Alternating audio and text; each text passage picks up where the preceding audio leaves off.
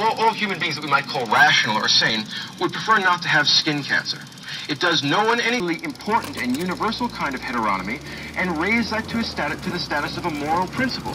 He says rationality demands Heidegger, and I would say also Wittgenstein, in the sense that there is no ultimate solution to this. It's an ongoing rolling process. As new approaches to society and law emerge, we can incorporate these things. In other words, I would say that this is formal in the sense that Kant's moral theory is formal, but I would call this an open form as opposed to a closed form, which is what the categorical imperative is.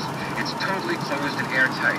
Here, there's always the possibility of progress in addition. It is not any final solution because it allows for the progressive change in the way in which we understand the necessities of society. Now, what Habermas wants to do is use as a kind of paradigm for the normative justification of our coercion. Habermas says that while we can't realize the ideal speech situation, some speech situations are more or less altering. We are misshaping or deforming the speech of a group of people or a person by some heteronymous means which prevents them from saying what they really think and expressing their real views on a problem of coercion.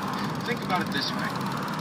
Suppose you go into work and your boss, because a kind of coercion is being imposed on you, which is deforming your speech and preventing you from saying what you really have on your mind. And you are being forced to alter your speech patterns in order to satisfy some other need, in this case, the need to get along with your boss.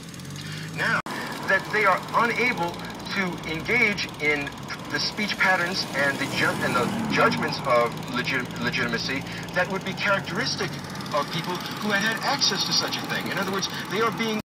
So he seems to be a kind of modern Daedalus who perhaps can lead us out of the labyrinth of modernity into at least a provisional kind of rationality which allows for rational criticism and discussion in the public realm.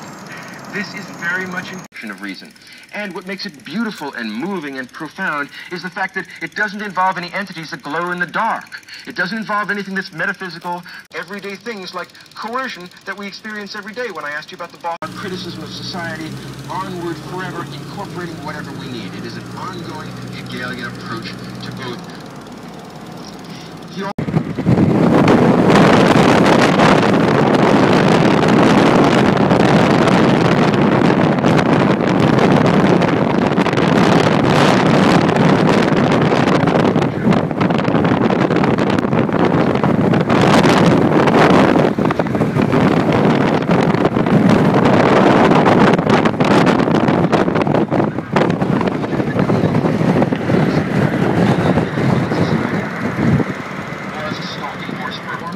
Those elements in our society which involve domination can be legitimized and can be